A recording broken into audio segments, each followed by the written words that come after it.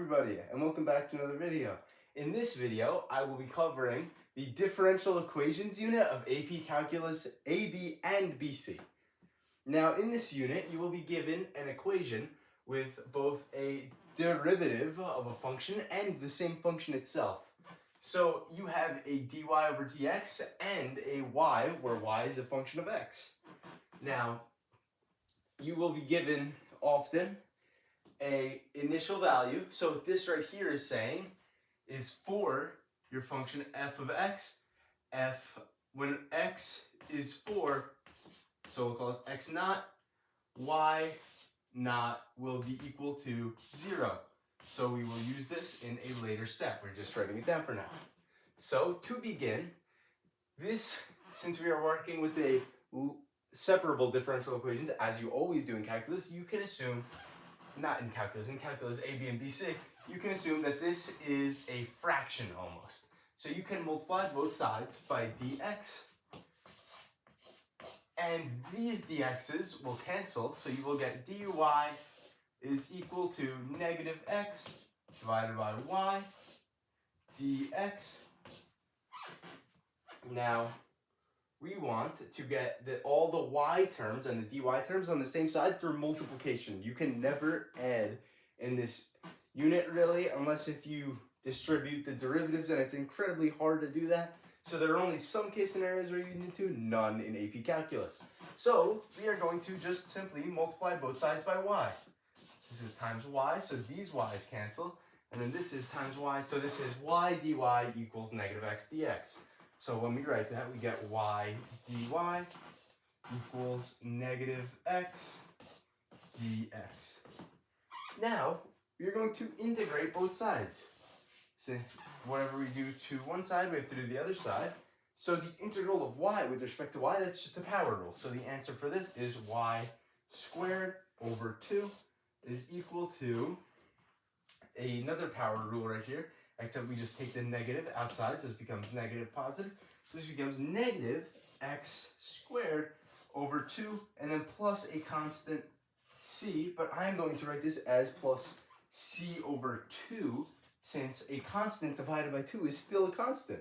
So it doesn't matter that we write c over 2, it's still the same. So now we are going to just multiply everything by 2.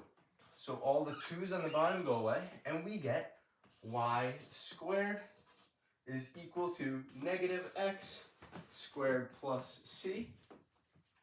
Now I'm going to find c now. So we know that when x is 4, y is 0, so we have 0 squared is equal to negative 4 squared plus c. That's not supposed to be 6, it's supposed to be c. So this is negative 16 equals 0 when you add c to it. So that means that c is equal to 16. So this constant right here is 16 for our equation.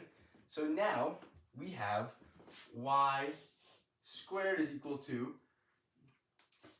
16, our constant, minus x squared. Now we have to take the square root of both sides. And so we get y is equal to plus or minus this function right here, since we just took a square root, so it was an absolute value. So we have y is equal to plus or minus the square root of 16 minus x squared. So when looking at this looks very familiar to us.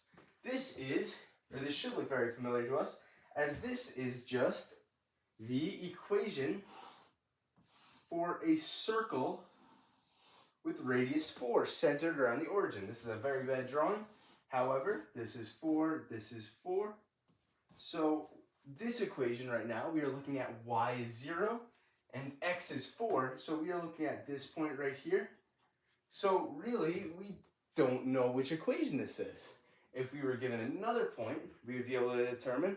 However, since we are just given this point right here, we do not know if this is plus or minus, as this would be the plus half and this would be the minus half. But since that is basically on both of them, we do not actually have an equation.